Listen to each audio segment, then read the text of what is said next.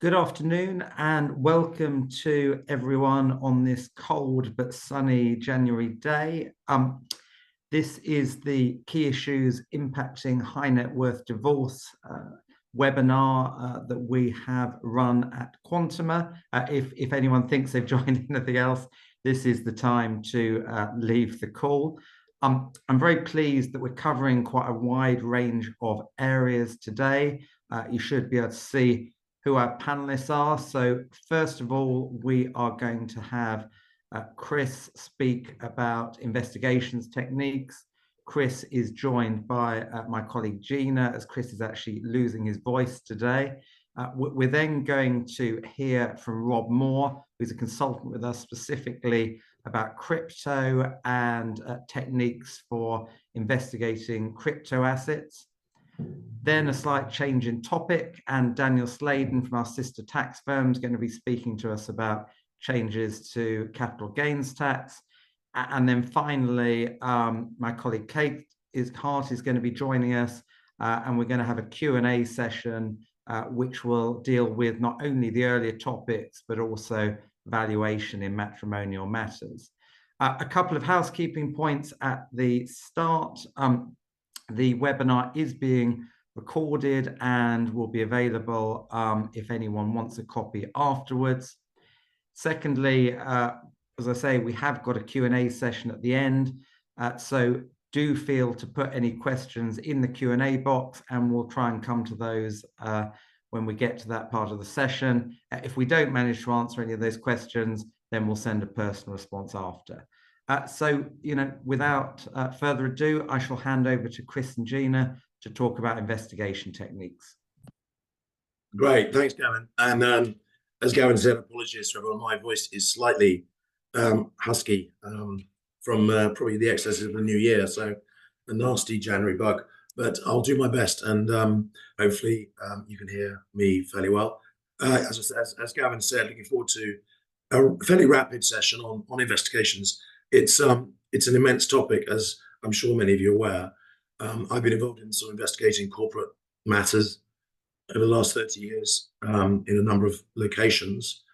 Interestingly, and today we're covering, obviously a bit more of investigations in the matrimonial space, where I'm working with Kate and her amazing team at Quantuma. We're seeing more and more opportunities to really basically implement some of our investigation strategies in helping you as lawyers, advising your clients on, I suppose, one would call dispersal or disposal, or in some cases sort of the evasion of detection of significant assets.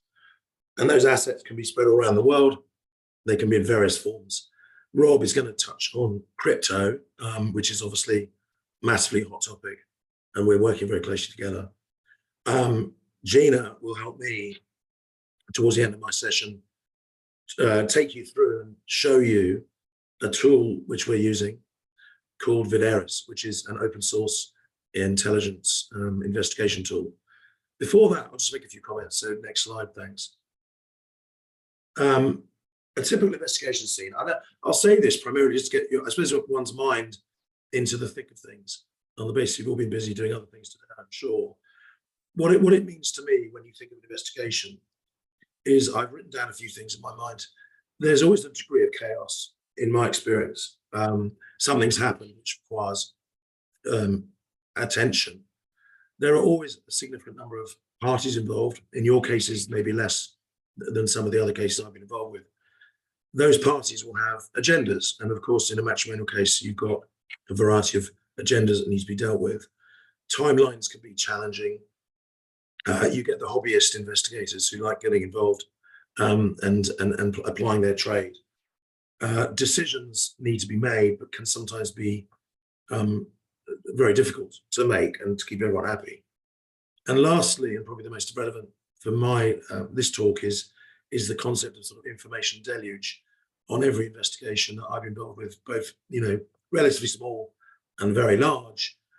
We are now having to deal with vast quantities of quite complicated information of varying sorts, and that's really what we're going to talk about a bit further this afternoon. Next slide would be great, thanks. I mean, I suppose post office, given everyone's been, I assume, aware of what's been going on and watching the very good documentary. If you were to think of a complicated investigation, you just sit back and think about what one needs to do. There's probably no better example. But the other examples I put here are cases that I'm aware of and have been involved with. I suppose my point is they are all very, very different, and they require different skills. And in the matrimonial sort of high net worth investigations that I've been involved with, the same rules apply. One really does need to think very, very carefully about the solution to the problem. I suppose the Suez Canal ship, fascinated me in as much that, you had to fix a problem before then, significant investigations into the financial ramifications, vast numbers of people involved, jurisdictions, politics and so forth. So most investigations really do require some quite serious high level thinking. And I think this is very much the case in what we do on these types of asset tracing cases that we're involved with. Next slide, thanks so much. So what does all this mean? They're all different, as I said, but there's a lot of consistent features. And I suppose the point of raising these bullet points is to give you a sense of sometimes that's just the stop and think is really fundamentally important in an environment where there is usually some turmoil and, as I said, some raised emotions, particularly in family matters. Obviously, very serious implications as to what can occur and what arises once an investigation is started of any type. Timing is vital, and I mean, a lot of my cases, the timing is urgent, and one has to get into the issues very quickly. But not everybody has the same timing agendas. So coordination and management around timing of matters is vital. Sometimes large numbers of parties, public interest as well. I won't spend too much time, but the last point is important. Normally, when someone's being investigated, someone is being probably alleged to have done something wrong, and therefore people are going to be wanting to attach blame and point fingers. So all of this makes for a kind of a slightly emotional roller coaster ride when it comes to the conduct of what you do. So next slide, thanks. What this means to me, at least, and I think some of my advice to those who are challenged with tracing assets around the world, resolving a complicated crypto case that Rob will talk about, you really do need to have some serious areas and sort of foundations. So I think calm and appropriate is vital. A lot of people ask me what I do, and I say I try and bring calm to sort of complex issues. I would say that expert input is vital, and I would also say early engagement is vital. And we'll touch on that in a moment when Gina talks about open source information. And generally, when I talk about information, you've got to get information. You've got to get the right information as quickly as possible, or your investigation is going to be compromised. Try and remove protagonists, a little bit of what I said earlier. Try and take people out who are too involved, which again, I know is incredibly difficult in some of the family cases where people are obviously hugely engaged and can be very stressed in regards to the issues that are being looked into. And then I think last and not least is again this point about best available information, and we'll talk about that in a bit more in a moment. So the next slide, thanks so much. I think for effective investigations, the new world for me was, I suppose, a few years ago. And for those on the call who can remember these days of paper lever arch files and paper bank statements, we'd spend months, if not years, going through vast binfuls of these sort of documents, and it would take forever, and it was a pretty laborious process. I suppose I would say we're now in a hybrid model. We're probably coming out of the hybrid model, and we're really getting into the digital world. But the investigation world now, and I think going forward, and I suppose this is one of my most important points I want to make today, is data is now in such different formats and types that you really, really need to think very carefully about what data you want to collect, how you collect it, and then what you do with it. So whether it's structured databases, so obviously a lot of what we do in these sort of cases is bank statement analysis. So now obviously there are some excellent tools to help on taking banking data, analyzing it electronically, formatting it electronically, attaching transaction analysis to email analysis and to chat. Now, of course, I know in many cases in the family courts, the level of information that's required is closely controlled, and obviously on the bigger cases, that some of the ones I mentioned, you can get terabytes of data of all varying types. The point I want to make on OSINT is where we're moving to next. So open source intelligence is now on a global basis, and this is what Videris is all about, and what Gina's going to take you through now. What we're really saying is the world has data lakes of such immense size, and people have this incredible ability to leave their footprint in open source intelligence data, which is extremely helpful when it comes to the investigations in many different ways. But in the global asset tracing world, being able to investigate very, very quickly and very effectively open source information is absolutely vital. On that note, I will hand over to Gina. Hi everyone, I'm Gina. I'm a director in the Disputes, Investigations and Valuations team in London, and I'm going to give you a brief introduction to Videris, which is a new investigations platform that I've been working with for about 6 months. It has radically changed the way that I would approach investigations, and by that I mean both pure investigation assignments, but also the way that I might approach some initial due diligence in, for example, reviewing a Form E. So the Videris platform integrates within it all the sources that I may have previously accessed in conducting open source research. Officially, the Videris focuses on 3 key open source intelligence pillars, which are corporate information, social media, and general web content, which would primarily include things like news, but also maybe a casual mention of an otherwise secret estate in a gardening blog, for example.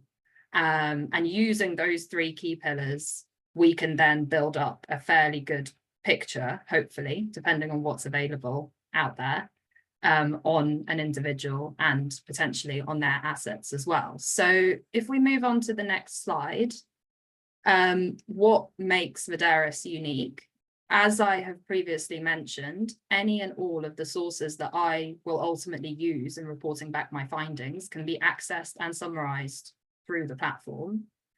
I can also import my own documents into the platform, for example, a Form E, which I can then combine with open source research in the report that I produce.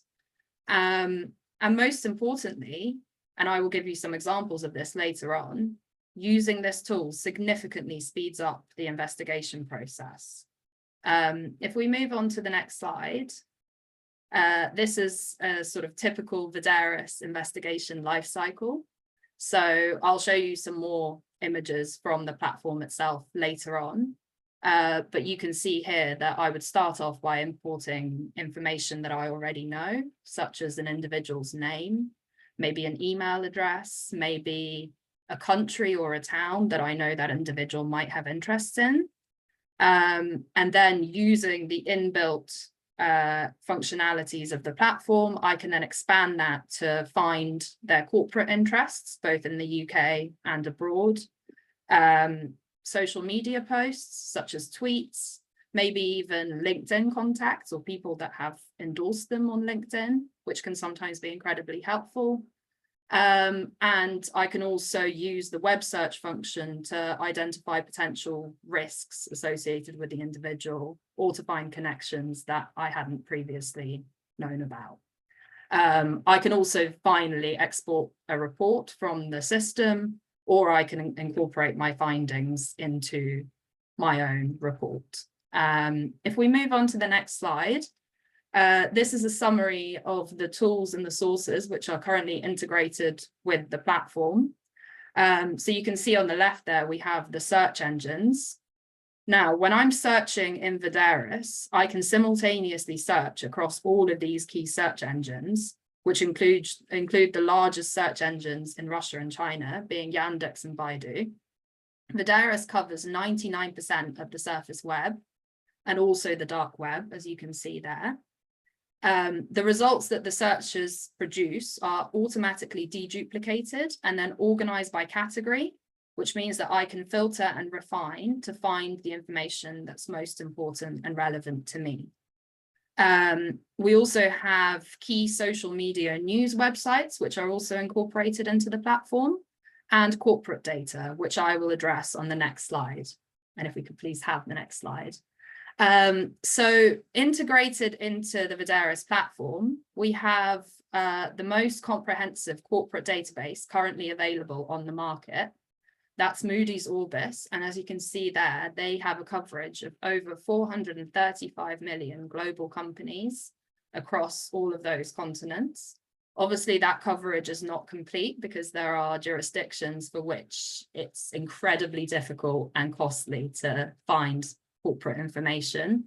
But in terms of sort of corporate data that can be accessed, most of that will be within the Orbis database.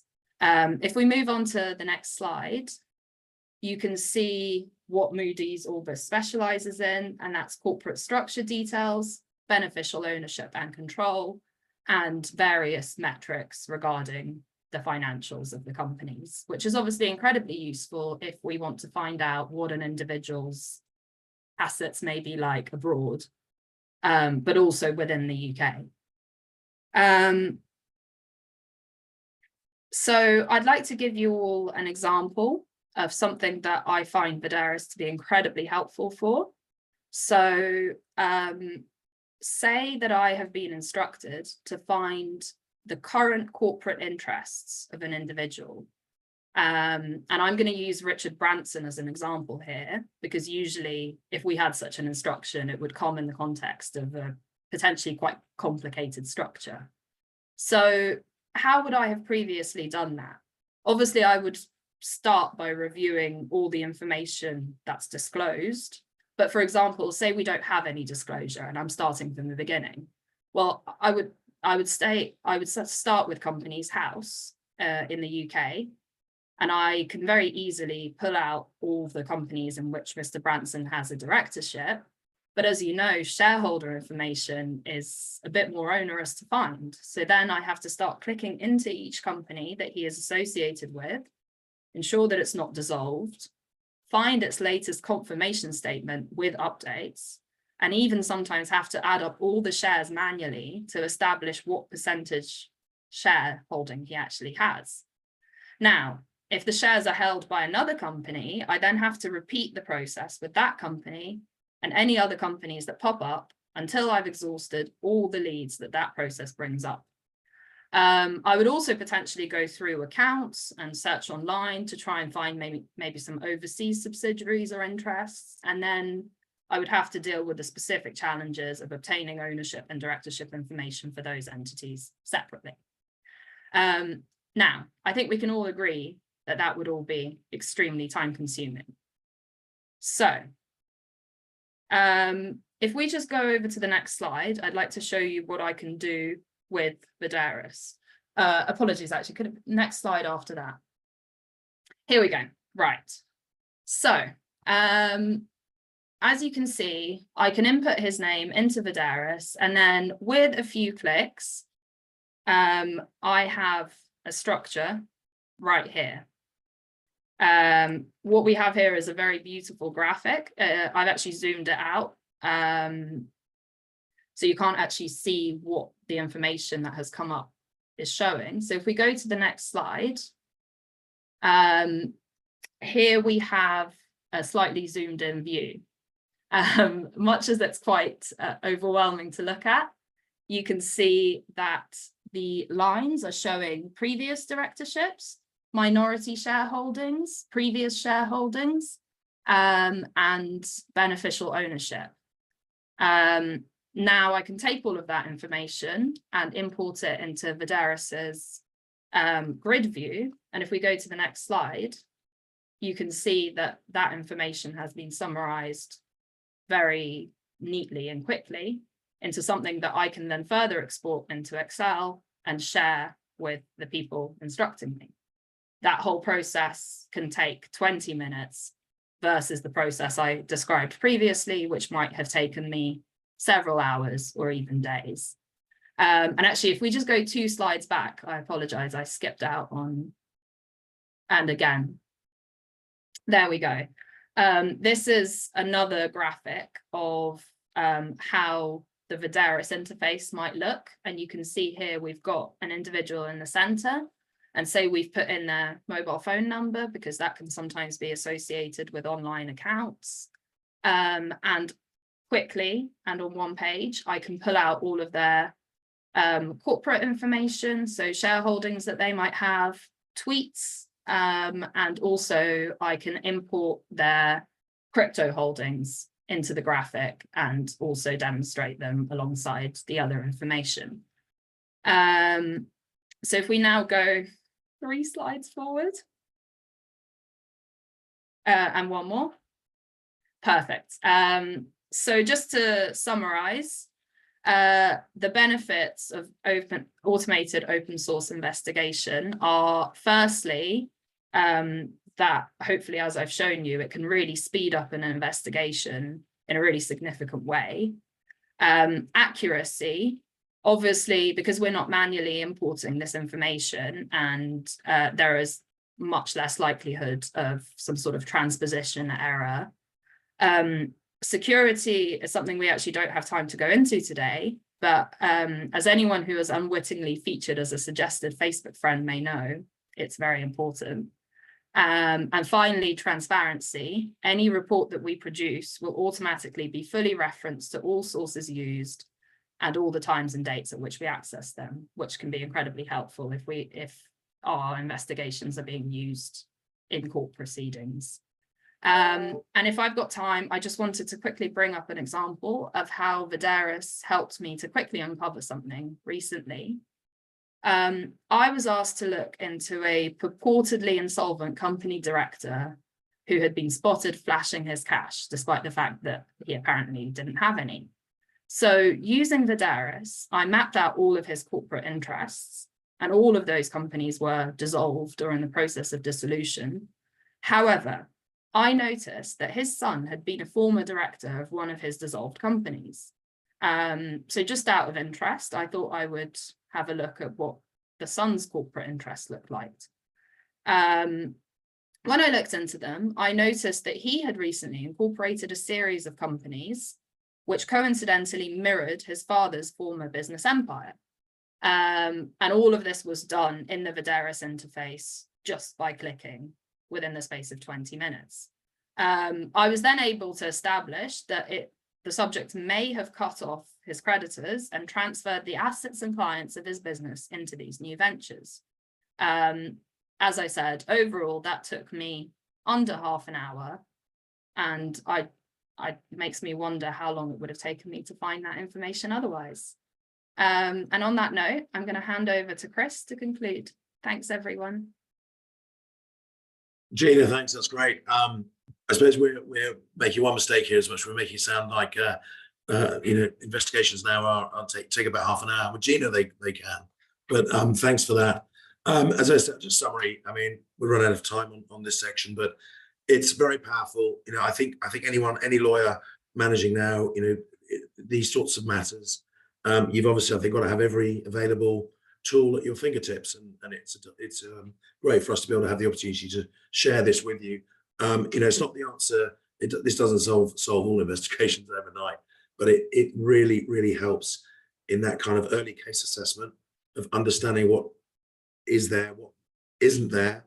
It's very powerful in helping get additional disclosure from other sides, other parties, because you start being able to exert pressure.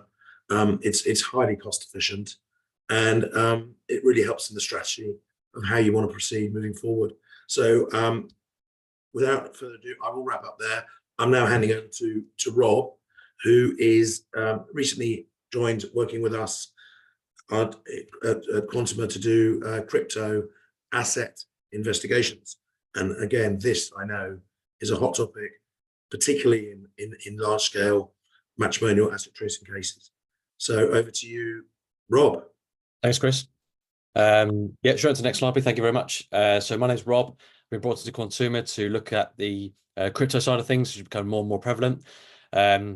My sort of day job is looking at crypto frauds and hacks and assisting victims of such to, one, confirm fraud or theft has taken place, and then the biggest side of it is follow the funds. Where did the money go?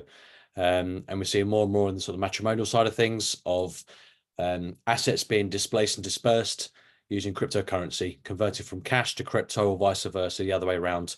And then I'm just going to give you a brief overview of what I need as an investigator to then assist when you're looking for your cases, if you do identify any of these sort of start points, to then great sort of to help me out with the beginning of the investigation and what can I get from those start points potentially.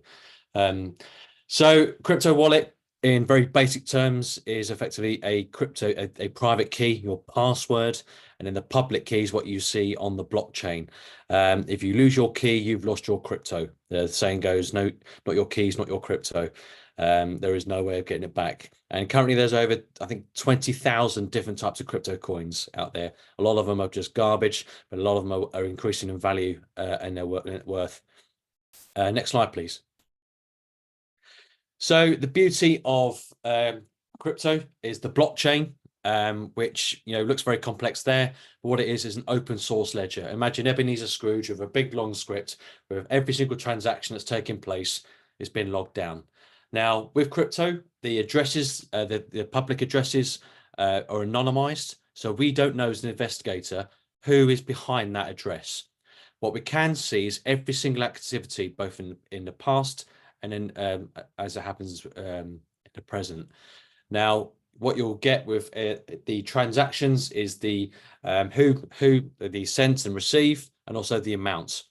So I can take a look at a crypto address and see all of its history of all the transactions, and also now this is an open source blockchain explorer from blockchain.com. There's many like them. We use a tool from Crystal Blockchain, which helps visualize the blockchain and helps the investigations hugely in terms of following the assets, but also gives us we call attribution of the address. So gives us the background of what that address has been up to in the past. Is it involved with any sort of criminality? And also in terms of the volume, how much has been through it and that sort of stuff. So next slide, please. So this is just two examples of crypto wallets you can set up on your phone right now within seconds, minutes. You can set up a crypto wallet and away you go. Now, what you then need though is you need to have some crypto. Now, to buy the crypto, you can either mine it yourself, which is incredibly difficult and expensive, or you can use like the crypto exchanges to convert cash to crypto, and also vice versa. That's what we call the on-ramp, which is where you convert them to cash to the crypto, or the off-ramp, which is more prevalent in terms of the investigation side of things, as I'll go on to shortly, where they're cashing out, they're converting that cryptocurrency into cash via a crypto exchange, such as Binance, HTX, etc. But these crypto wallets are incredibly easy to set up. You can set up with applications on the App Store, etc., on websites, or go via a crypto exchange. You can then link a bank account to either on-ramp or off-ramp. Next slide, please. It's another example of on-ramping or off-ramping. This is a crypto ATM. This is a crypto cash point. And this is one I've used there where I've put 50 euros into that ATM. And then that is sent crypto to my crypto wallet that I've set up online. And that transaction on the right is shown there. 50 euros get you a very small amount of Bitcoin, especially at the exchange rates that those ATMs provide. But it's just another way of on-ramping and off-ramping. Next slide, please. And this is me then sending the transaction onto another crypto wallet. It just looks completely anonymous. We don't know who's behind those transactions. We can see the transactions, but we don't know who they are. Next slide, please. Now, as I conduct the follow along the blockchain, what I'm looking for is an off-ramp. Now, ideally, the off-ramp isn't something like this, a Russian crypto exchange, whereby if you were to go through the court process and request KYC disclosure, freezing, etc., to find out, de-anonymize where the funds have gone and who's behind that wallet. If anything like this pops up, then I'm afraid it's a dead end. But this is incredibly rare. But there are, in effect, illegal crypto exchanges out there, and they are used heavily by fraudsters and hackers, etc. But most of the time, it's the the well-known crypto exchanges are used, which then we can then go through the court process to unmask who those individuals are, who last received those funds that have been dispersed, and conducts further analysis for asset identification and hopeful asset recovery. Next slide, please. This example of just one of probably thousands of fake trading platforms are out there that I see regularly, and often these types of platforms will entice victims to part with life savings, etc., and then make millions and millions of dollars in crypto from such fraud. And my job most of the time is to identify these types of platforms, assist the victims by tracing where their funds went to, where they really went to.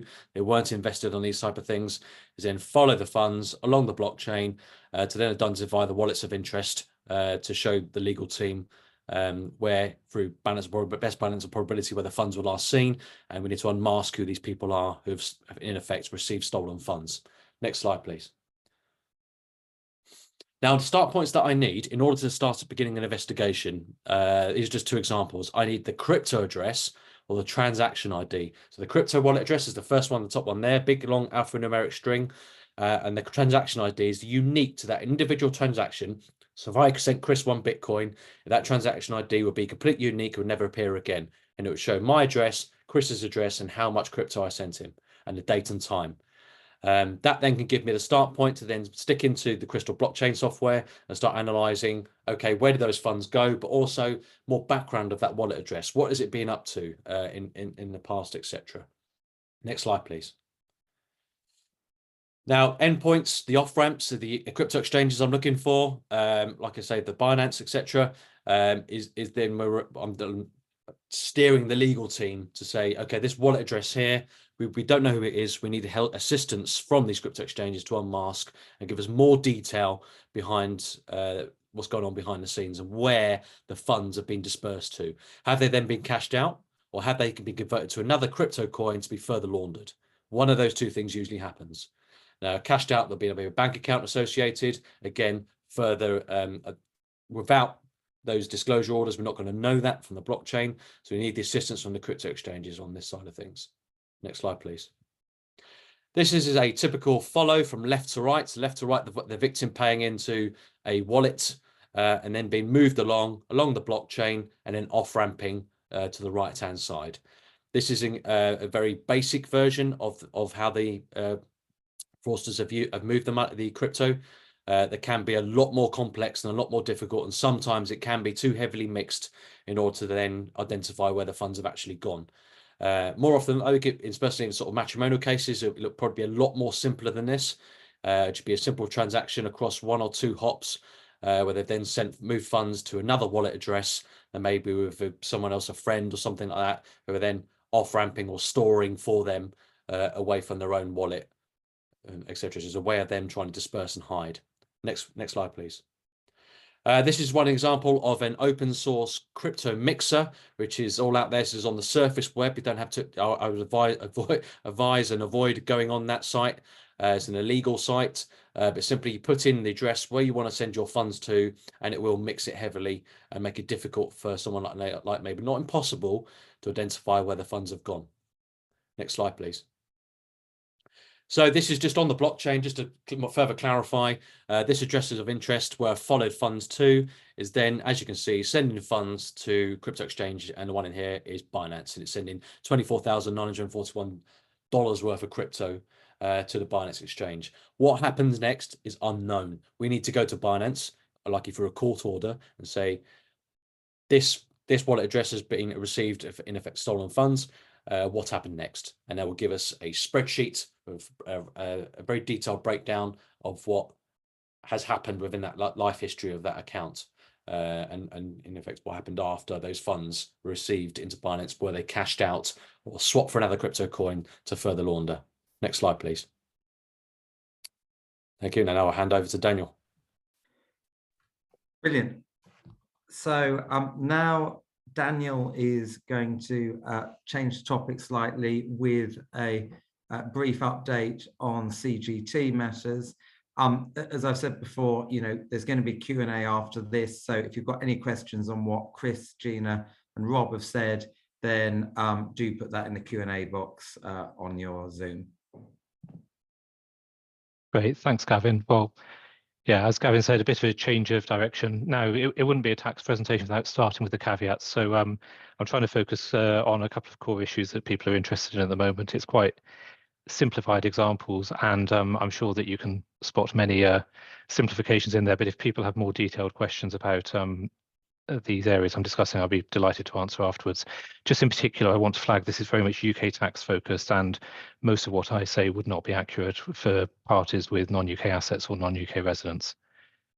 So with the caveats out of the way, I'm sure everyone's aware of the key change that was effective last April. It was trailed quite some time in advance before it was finally legislated. And essentially the effect was to make sure that any transfer between the parties as part of a divorce settlement was undertaken on a no gain, no loss basis without any real limit on time. Previously, as I'm sure everyone's aware, there was only the year of separation available to transfer without tax arising, which in practice didn't really work for divorce settlements. It's worth recapping the mechanism for this. The key point is that it's not a tax exemption, so it's not a nil rate on a gain that is taxable. Instead, the way it works is that the transfer between the parties is still deemed to be taxable, but the proceeds are deemed to arise at a level, which means there is no gain or loss. So in practice, people are normally treated as disposing of an asset for the same amount that it costs them, meaning that no tax arises. Now, that might feel like an academic distinction, but it is important because the deemed proceeds become the base costs in the hands of the recipient. What that means is, in theory, they could receive an asset, sell it a few days later, and then have a large tax bill if the original base cost of the asset when it was acquired by the other party was a lot lower than the current market value. I don't think it's clear that everyone expects that treatment, so it can come as a shock. So let's think about that in practice. The key thing is it really a simplification? Does it reduce the need to think about the tax that could arise on the assets? Well, the short answer really is not really. Unless the assets will never be sold, then actually we still need to understand what the possible tax on a disposal is. It perhaps makes it harder to work out what a fair division of the assets might be. For example, is it preferable to receive a house worth £1 million, which the recipient would never intend to sell, but if they did, there would be £200,000 of tax? Or is it better to receive a share portfolio they intend to sell next month with tax of £50,000? You know, formally speaking, the house has got a post-tax value of 800,000. The share portfolio has got 950,000. But I don't think it's at all clear which of those situations is preferable without having certainty about the intentions of the parties. So arguably, it does actually introduce a new complexity into deciding what a fair division is. And I don't think so far we've seen any real clarity on how that's going to play out and how it's going to affect discussions and negotiations and mediations. But in summary, it is still important to understand what the tax would be on selling any asset, because it just still plays into the overall situation. This raises another question as well. Previously, you could be fairly indifferent about which assets would be sold to third parties, maybe say to raise liquidity to repay a mortgage or whatever, and which were transferred between the parties because the tax would be the same either way. But now the way in which different assets are treated makes a difference to the cash tax that arises immediately. So that has to be thought about in terms of what is transferred between the parties and what is transferred to the outside world, in inverted commas. It may be that it makes sense to minimise tax arising now when cash could be scarce. So I think in summary, these new measures are good in the sense that they reduce tax costs at a time where there may not be money to pay it, and perhaps where it doesn't feel very fair for tax to arise. But actually, in terms of deciding what to do and understanding the options in the situation, it's made things more complicated. The second issue that we're seeing where maybe the rules aren't intuitive is that it only applies to transfers between the parties, not legal entities. You know, in simple terms, it's a tax relief for transfers between people who have been married, not between companies which they are not married to.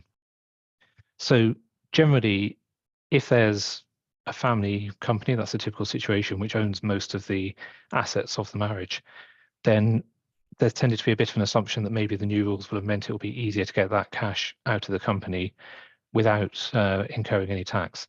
That is generally not true. So overall, it does mean that the benefit of the rules may be less significant than expected. So let's think about that in a bit more detail with some definite examples. So you'll be glad to see that it's a slightly less terrifying diagram, although less informative than some of the others we've discussed earlier. We've got a classic situation where husband and wife have equal shares in a family company. The company owns a couple of £1 million of cash, a couple of £1 million of property. Now, one thing the new rules do allow us to do is now transfer the shares from husband to wife or wife to husband without any tax arising. That wasn't always possible previously. There could be a holdover relief claim if it was a trading company, but an investment company like this, it wouldn't be possible.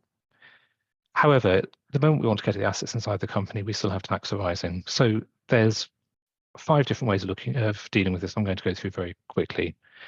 The first and obvious one is a dividend. So we've agreed that the wife wants to hold on to the property portfolio. The husband is happy to take the cash. They're equal value. That's good as a starting point. So the company could simply pay a dividend to the husband. He has £2 million of cash, and probably following that, he might have his shares written down or given away or whatever. The issue there is that that's an income tax charge, which could be up to 39.35%. So clearly, there's a huge amount of tax friction for that fairly simple transaction. So what about maybe we say, let's not pay a cash dividend, that's obviously expensive. Maybe we can transfer the property to the wife instead. So an asset distribution. Well, actually, that is worse because that is still taxed as a dividend, subject to income tax for the wife. But in addition, the company will be paying corporation tax on any gains it makes on a market value disposal of the property. So that's on that's 25% of any gains. So really not very tax efficient at all. So assuming the easy approaches don't work, what about the slightly more difficult approach? This is one we're often asked about, which is a company purchase of own shares. Now, there's quite a lot of challenges around this, but in this case, the company has cash, so in theory, it looks possible.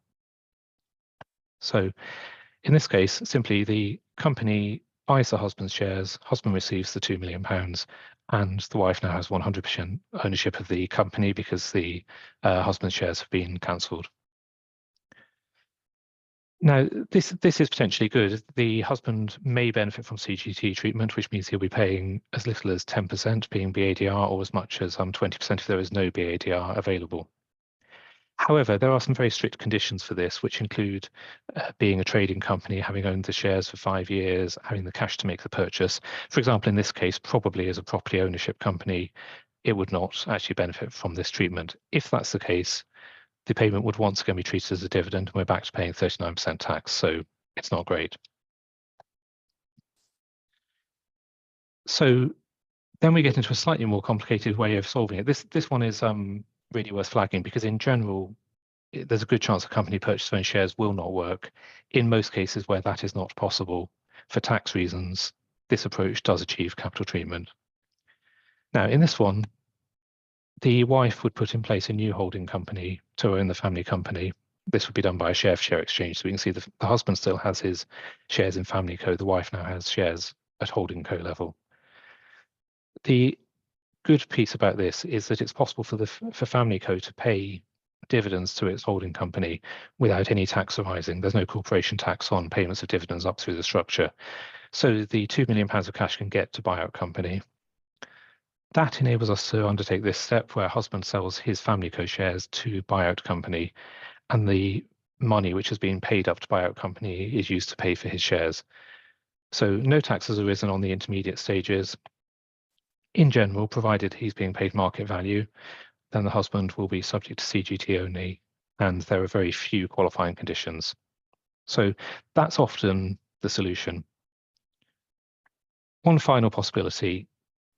It may be that both parties are actually happy to carry on owning companies. So the wife having a property company, the husband having a company which has cash or other investments in it. In that situation, and I won't go through the steps of these because there are lots, an option is a capital reduction demerger typically. This is a transaction which goes through a number of steps and on a simplified basis ends up with each party with their own company with the assets still in it for them to deal with as they want in future. It can be done on a totally tax neutral basis. There's no stamp duty, no corporation tax, no capital gains tax, all subject to clearance from HMRC. So it's a fairly safe piece of planning and well worth considering if there's no other way to separate the assets without triggering a tax charge. So that's just a quick run through of those. Obviously very high detail, but as I said, I'd be delighted to answer questions. And on that theme, I'll hand back now to Gavin to take on to our Q&A. Thanks very much, Daniel. Just to reiterate, if you want to put any questions in the Q&A box, they are anonymous, so it won't be obvious who's asking what. We've obviously spoken about tax and investigations, but we've also got Kate Hart on the panel. Kate, I thought we could start with you just by asking whether you wanted to mention any trends that you've seen on the business valuation side over the last year or so.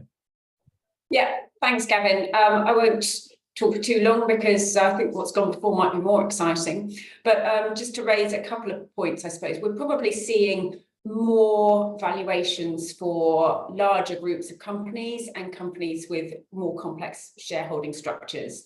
And that's something that's sort of increased, I'd say, over the last year or two. I think the shareholding structure piece comes particularly where individuals might, for example, have sold a majority of their shares in the business that they've built up to a private equity house. PE houses were very active post-COVID for the first couple of years. And often what happens as a result of that is that you end up with shareholding structures where the rights attributable to the shares might not be straightforward. And there are often preferential returns that can be paid to some shareholders. So it's often complex to work out exactly what's owned.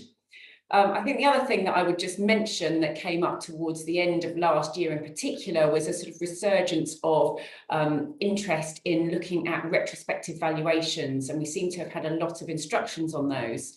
I don't know if it's coincidental, but there was a matter of GANEL that many of the people on the call might have heard, where in first instance, Mr. Justice Peel was very keen on looking at a valuation put forward by a shadow expert that considered hindsight and actually took into account the trading performance of the business after the valuation date.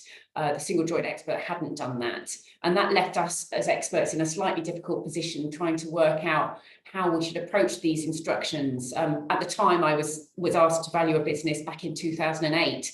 And I had to do two valuations, one considering hindsight and one ignoring it. But when you're looking at 2008, there's 15 years worth of hindsight to consider. So there are a lot of different answers you could get depending on the approach.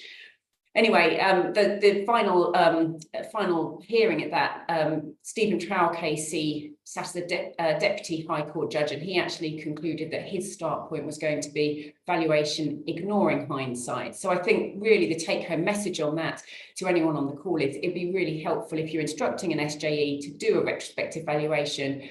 We'd like some sort of guidance as how you want us to approach that, because I think a lot of people can have different views. So thank you, Gavin. If we've got more questions, which I've seen, go ahead. Thanks, Kate. A question which actually, is basically for both Chris and Gina and Rob, is around kind of what's the starting point? What information do you either need to know already about your client or the other side, or what do you need to ask for to get things started? Rob, should we start with you on the crypto in terms of, what's the bare minimum to start an investigation of this nature? Certainly. So start points, I sort of mentioned the crypto address or the transaction ID, but also if there's any suspicious payments on a bank statement, for example, either in or out, and it may not be as obvious as you think. It may not say Binance, for example, in the bank statement. They often use third-party transfer services to be that on-ramp or off-ramp. So if you do go through statements, etc., and you think, well, what is this? Maybe have a quick Google. If you're not quite sure, reach out, ask us, maybe something I already know.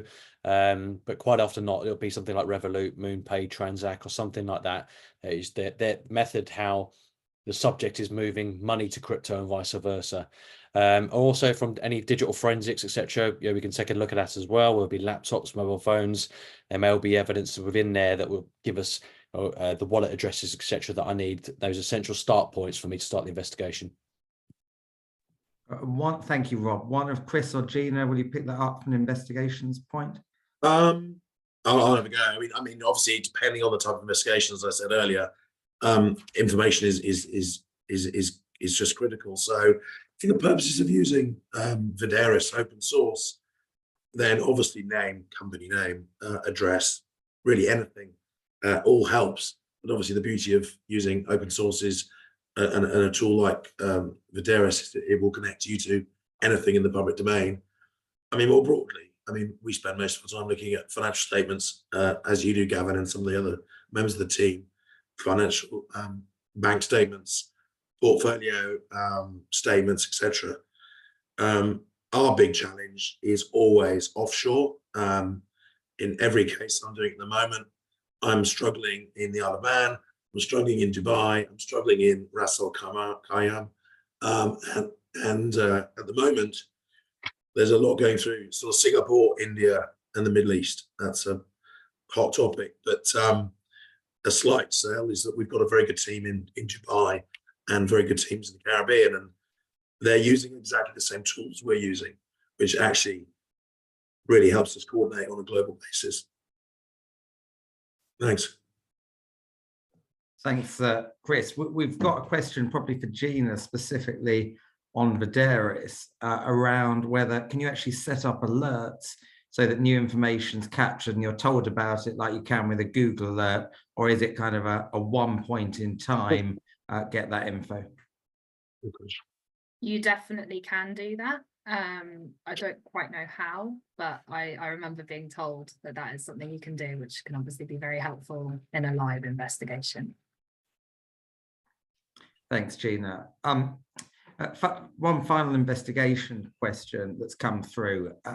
Is it possible to get access to things like people's bank statements, etc., or is that a total no? I mean, with consent, you know, obviously, yes. There are some very interesting technology tools out there, which some people like, some people don't like, which is if you get an email address, you can ping banks all around the world and you will get details of bank accounts linked to email addresses.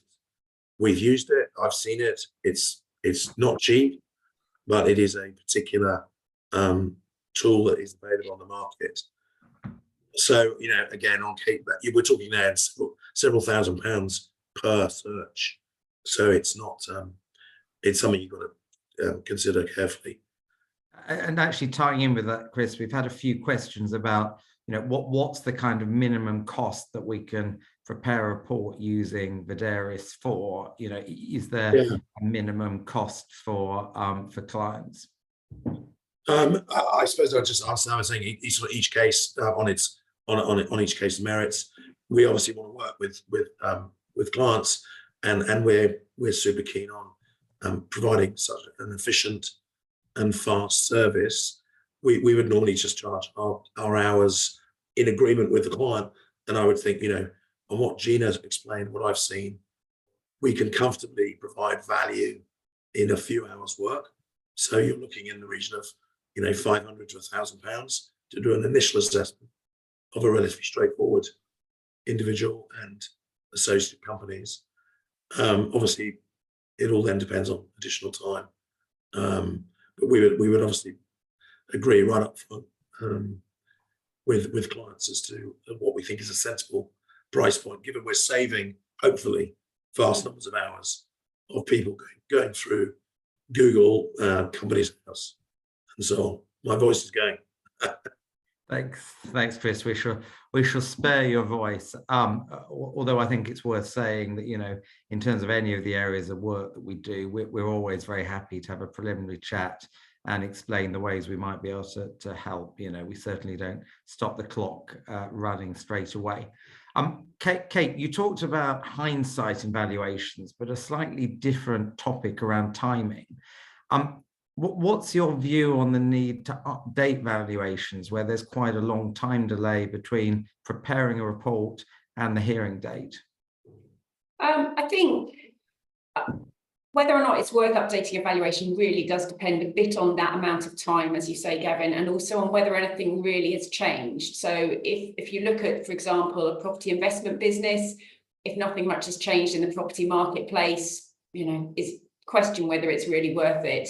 If you look at a trading business, particularly something that's growing rapidly or where there might have been some new innovation, then it would be something worth looking at. I think there isn't really a one size fits all answer, but I think it's worth being aware that from a cost perspective, it's usually at least half, or, you know, sometimes slightly more of the cost of the original valuation to do an update. So it's not just a matter of plug in some new numbers and it all runs through. We need to really understand the business. So it probably makes sense for the parties to ask the single joint expert what their view is and how lengthy and difficult a task it will be. Yeah. Brilliant. And finally, a question for Daniel on a slightly different tax topic. If a company owned by one of the parties is subject to ongoing HMRC tax inquiries, you know, how should that be factored into the matrimonial issues that arise from that? I.e., there's obviously quite a lot of uncertainty if there's an inquiry that's ongoing. Yeah, I mean, I think the short answer is very carefully, but we've seen a variety of things in recent years. Obviously, HMRC inquiries can run for quite a few years, can be at very different stages. So I've been instructed on matters where there's awareness that one of the parties has entered into tax avoidance, which is likely to be challenged, but that's all that's known. Others where disputes have been running for many years and are close to settlement. I think in all cases, really, the key is just to try and work together to have clear instructions to how we're trying to evaluate any exposure. You know, we can advise on our view of the likelihood of settlement, the dynamics, the ways HMRC might settle things, and give as much guidance as possible. In general, that's, you know, based on what options HMRC have to levy penalties, how other cases have settled, and so forth. But fundamentally, it is an area of uncertainty. The key point is just to make sure that we've got as much information as possible to explain the dynamics, so everyone involved can see the range of possible outcomes and the likelihood. Brilliant. Thanks, Daniel. And I think that brings us to the end of both our questions and pretty much on time to today's session.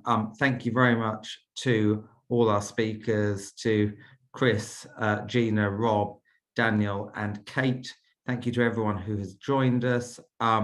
Firstly, as I said at the beginning, if you or any colleagues would like a copy of the recording, then do let us know. Secondly, if you've got any questions that haven't been answered, then do feel free to email any of us, and we will obviously endeavour to give you a response. So thank you very much to everyone, and hope to see and work with many of the people on this call soon. Thank you.